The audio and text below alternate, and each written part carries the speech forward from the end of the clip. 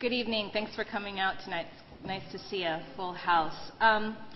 The topic for tonight's lecture is titled, What's the Matter with White People? And it's going to deal with race, racism, and white privilege. And those are sticky subjects. They're complicated, they're uncomfortable. Specifically for white people, it's a really uncomfortable subject sometimes. And I think that there's a lot of reasons for that. And I know that one of the reasons for it is that a lot of people like to think that racism is something that is of the past, doesn't really have any presence here and now.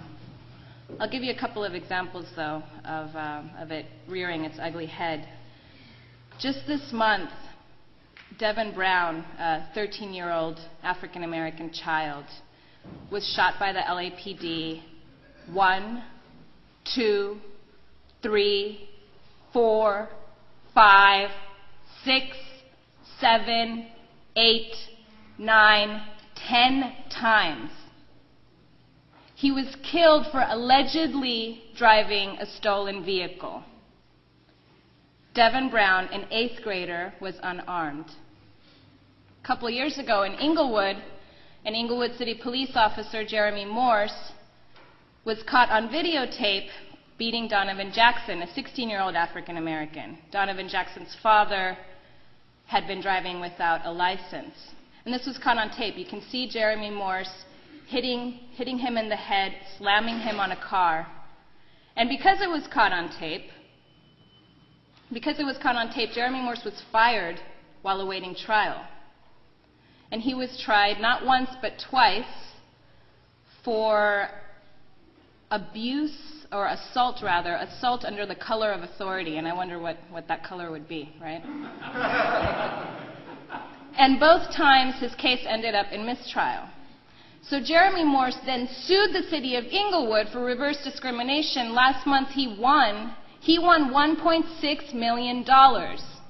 It's crazy. I mean, there's no other way to describe it. It is insane.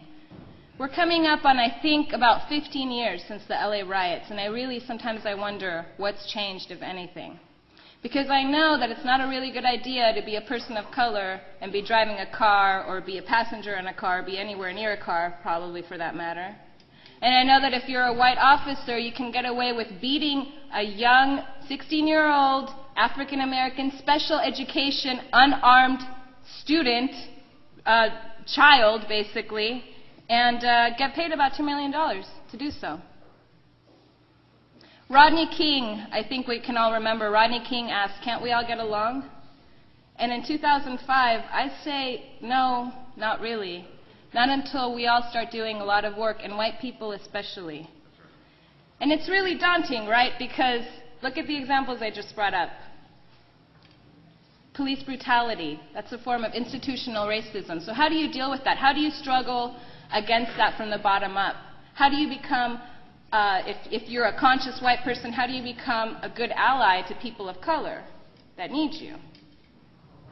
Our speaker tonight is going to address those issues and more. Tim Weiss has provided anti-racism training to teachers nationwide. His books include Affirmative Action, Racial Preference in Black and White. His latest book, which will be available tonight, is called White Like Me, Reflections on Race from a Privileged Son. Weiss serves as the race and ethnicity editor for Lip magazine, and articles about his work have appeared in the LA Times, the Washington Post, and the San Francisco Chronicle. He has spoken to over 80,000 people in 47 states and on over 350 college campuses. And it is my honor to introduce to you tonight Tim Weiss.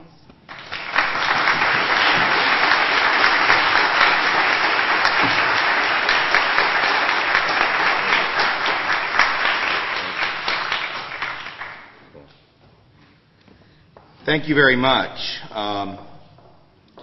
Well, it is an honor to be here, and I'm very pleased to see so many folks who have come out, some of whom I know and have met before and have, for some largely inexplicable reason, come back for a second or third dose of whatever it is that I have to dish out.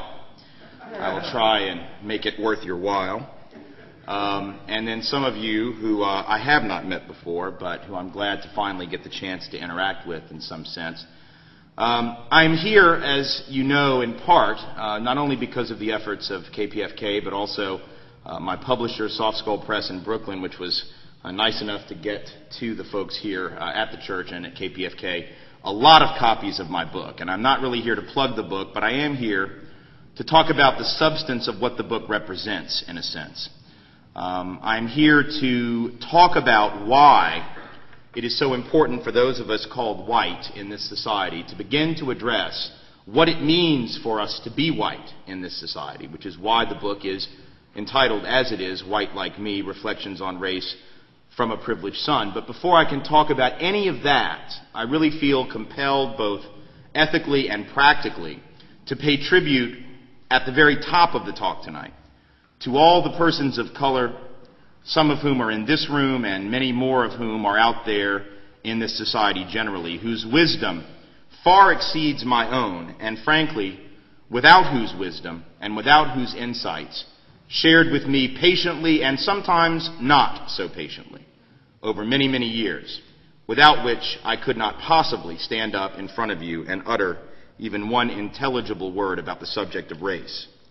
And I think it's important for those of us who are white and who attempt to speak about this issue to say that, and to say it clearly, because the simple fact is, no matter how many books we've read, and boy, we've read a lot, and no matter how many journal articles we've read, and God knows we've read a lot, and no matter how many classes we took in the academy where the issue of race was discussed, and Lord knows we've taken dozens of those, the reality is that any person of color with whom we have come in contact has no doubt forgotten more about this topic since breakfast than we have ever learned and will ever know. Because to be a person of color is to have to understand racism. It is not optional. I mean, I guess it is if you're ready to die. But as a practical matter, it is not an option. It is not a choice. One must understand race and racism if one is of color in this nation as a matter of survival. But to be white is to have the luxury, or to think that one does, of not discussing this issue, of not thinking about it. That's why surveys can find that when white folks are asked how often we even think about our racial identity, the vast majority of us say never. Not just every now and then, not once a year, once every 5 years, but never. The only exceptions being if we happen to be in a class where a professor tells us we got to think about it. And that's not common for most. Or if we find ourselves in a community of color where we're outnumbered, and we know that's not common. And when white folks find ourselves in such black and brown spaces, it's probably because we chose to put ourselves there. People of color, on the other hand, get to interact with majority white folks all the time in all kinds of spaces and institutions, not by choice, but of necessity. So it's a very different reality, and it allows those of us who are white to not have to think about this on a regular basis. And so the reason that I wrote the book, and the reason that I try to do the work that I do with as much integrity as I can do it with, is because it is so important for us to begin, if we have not already begun, and to continue if we have, the interrogation of what it means to be white. See, I remember back in high school, and many of you will remember this as well, being asked by some nice, liberal, inevitably white teacher to read that classic book, Black Like Me, by John Howard Griffin. Oh, it was a fine piece of literature, written by a white man who took medication for several months so he could become black in 1959, go through the Jim Crow South under segregation, and then write about his experiences. And so he did, and he didn't have a real good time of it. And so he wrote this book, Black Like Me, and white folks were amazed. Oh my God, I had no idea it was this bad. Now, real black people had been writing the same stuff for generations. White man takes drugs for the summer, goes through the South, hangs out in New Orleans for several weeks. He writes about it. White America's like, damn, we need to make a movie out of this. 20 million copies sold. It's like the next best-selling book after the Bible or something. It's like the Bible and Black Like Me. White America was astounded. And I guess it had its purpose. I mean, it was a helpful book, perhaps, for opening the eyes of white America to the reality of what, in this case, black folks, but in a different sense, people of color generally, had always experienced in this country and were still experiencing at that time and still, of course, are today. But I always found that book oddly ironic for a couple of reasons. Now, of course, on the one hand, it was the irony of white folks only being able to hear the truth when spoken by a white man who was simply playing at black for a few months.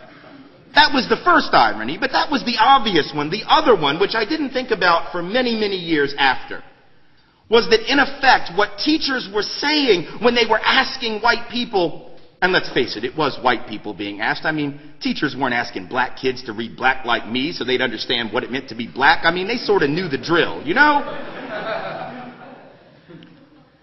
And so when white young people were being asked to read this book, the implicit assumption, never stated, but implicit nonetheless, was that the only way one can really understand race in America is to think of it as a black issue, or perhaps a Latino issue, or Asian issue, indigenous issue,